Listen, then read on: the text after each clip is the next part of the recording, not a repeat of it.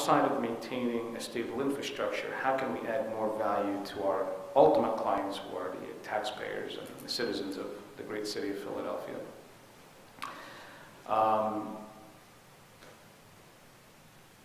We went through some unbelievably difficult times in New Jersey in 2008, 2009. Those were very tough economic times, and we were tasked with saving at least anywhere between $20 and $30 million a year off the budget. Yet it was clear that the demands weren't going away. So clearly the only way we can get that accomplished is bringing in our top 20 suppliers and renegotiating just about every contract that we had in sight. Some of those meetings were very pleasant, and I think the vendor community understood what we were trying to do, but some of them were very controversial. But at the end of the day, we got the job done, but I'm sure it left some vendors feeling like, and I don't want to go through that again. I'm a taxpayer in the state of New Jersey, so I really felt like this was my own money that I was managing. I'm going to bring the same tenacity and the same negotiation skills to the city of Philadelphia. And if that upsets some vendors, that's frankly a badge of honor that I'll wear happily. The bottom line is deliver the best service we can at the least cost possible to the taxpayers. And I really truly believe in that, and I keep saying that all the time. Some of the other things that sort of round out my philosophy style is I really believe that the perfect can be the enemy of the good. So I'm not going to try to micromanage or keep analyzing to the point where it's the safest decision we could make. Sometimes trying to do the right thing continues to be the direction, but we just got to do it quickly. So I'm not shooting for the perfect picture. I'm shooting for good enough so that we could move forward. I'm also a strong believer in that what you tolerate becomes your standard. So I'm going to expect the best from all of you, and I know I can. You should expect the best of me. And that if we start to tolerate mediocre behavior and results, then that's what we'll get. And then we're not going to close the gap with our clients. So I'm not suggesting that that's what's happening.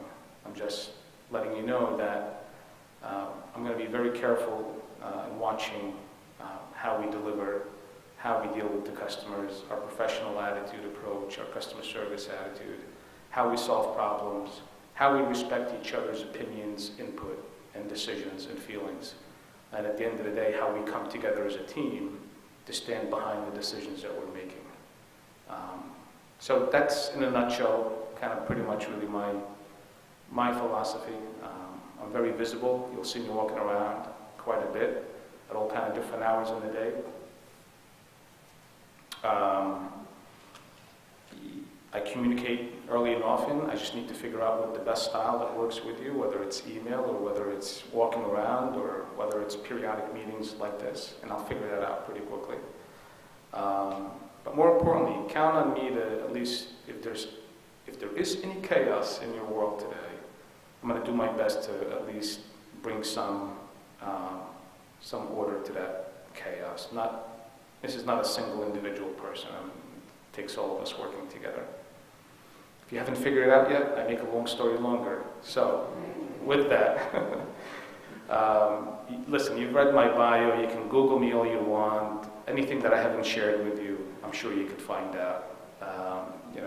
So I want to make sure I leave some time for you to ask me any question you want. I'm not shy about telling you I don't know the answer, but it's fair game. Ask anything that's on your mind. So I thought part of this is for you guys to get to know who Adel is. So I thought we'd open it up to questions, not as long as you made me answer questions last time, Adel. Right, that was like an hour and a half. But if we could take maybe 15, 20 minutes, and I know it's hard to be the first person. But does anybody have any questions? There's 2 microphones. One's right there. Good, we've got one. And there's another one in the other aisle. If you could just do me a favor, just state your name so Adel gets to know who you are, and then try to be, loud with your questions so we can hear you. Okay. I'm David Moore. I'm Vice President of AFSCME Local 287. That's in District Council 47. And we represent about 150 employees in DOT. At this time, I'd like to ask our employees to stand up. Please stand up. DOT employees from 287, please stand up. Okay. All right. Thank you very much. A lot of us are concerned about what is happening with our jobs. They're a very talented group of people, and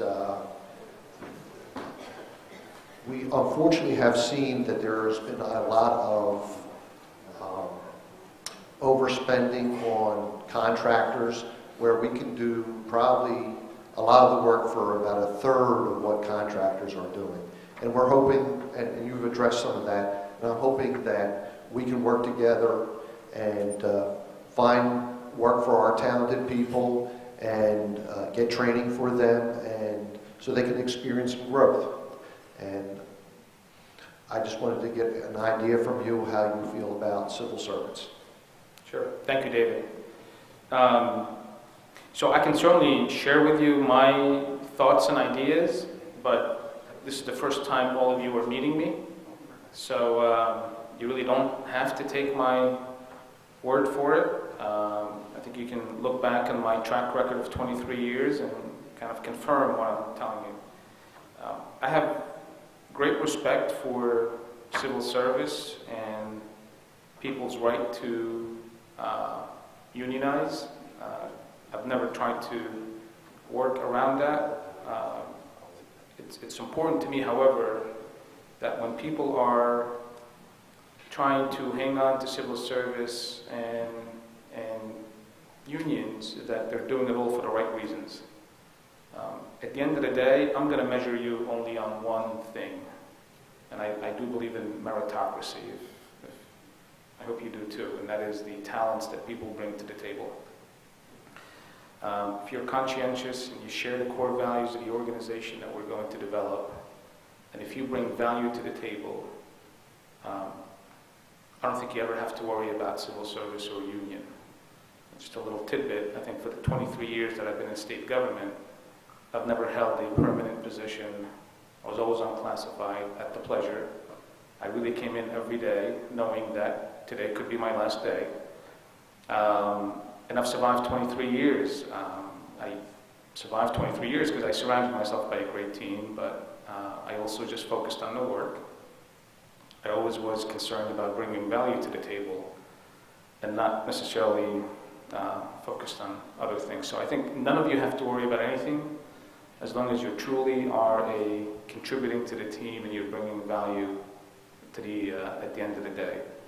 As far as consultants and as far as your rates versus consultant rates, I don't know any of that stuff yet, but I can tell you that if any of you are underutilized, I'm going to find you very quickly, and I'm going to make sure that you are fully utilized.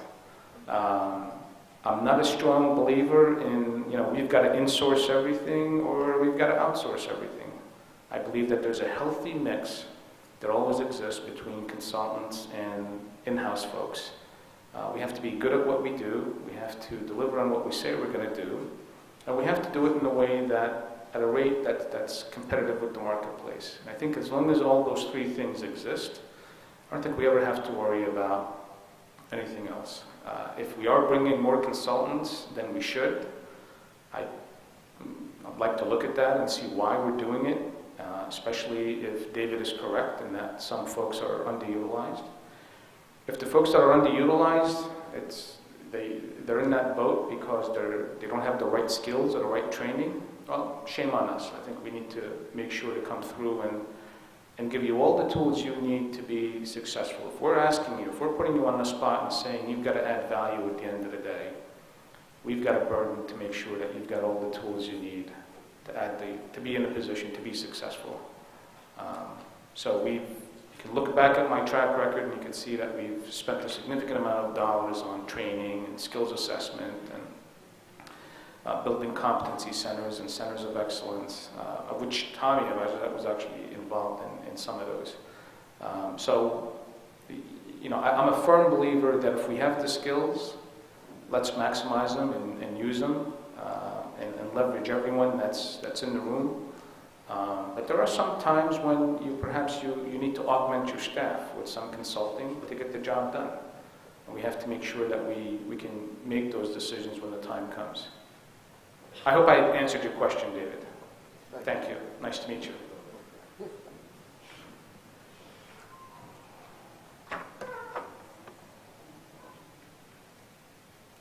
Hi, my name is Mike Foster. I work in the contracts unit, and one thing we do is we deal with minority and business and women business subcontractors. I know the department's goal was 35%. What is your track record dealing with minority MBO and the women subcontractors?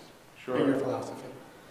Yeah, in New Jersey, those responsibilities were with the Procurement Bureau and within Treasury. So those limits were really set by them, frankly. I really had no input in that process. I can tell you that to the extent that it was my role, we, a good project a good example to point to is we joined we had a staff augmentation contract historically that only had 5 vendors on that contract, and Tommy's aware of that contract.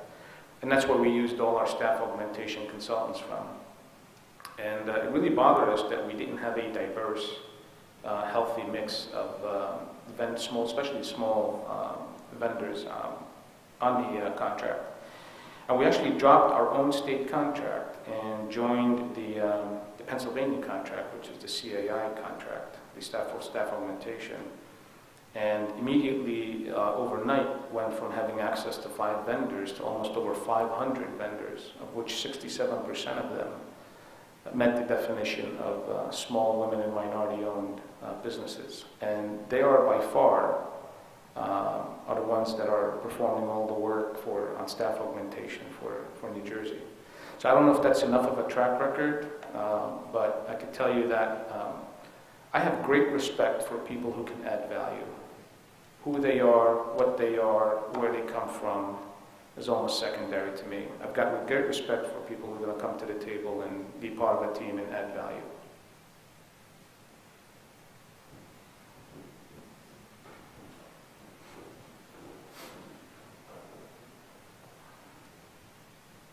Good afternoon, welcome to Philadelphia. Thank you. Deshaun Jones, Senior Business Analyst for the Business Improvement Service Group. My question to you is, over a year ago, the organization went through a consolidation process. And from inside, it looks like they may have slowed down, where the information silos have started to rebuild. What is your track record, or what is your vision for reunifying and keeping a unified IT department? That's a great question, and I was hoping something would come up on consolidation. So I've approached consolidation in many different ways in the past over the different departments that I managed. So at DEP, for example, it was a very aggressive consolidation because the department was going through an entire business transformation process. So consolidation was almost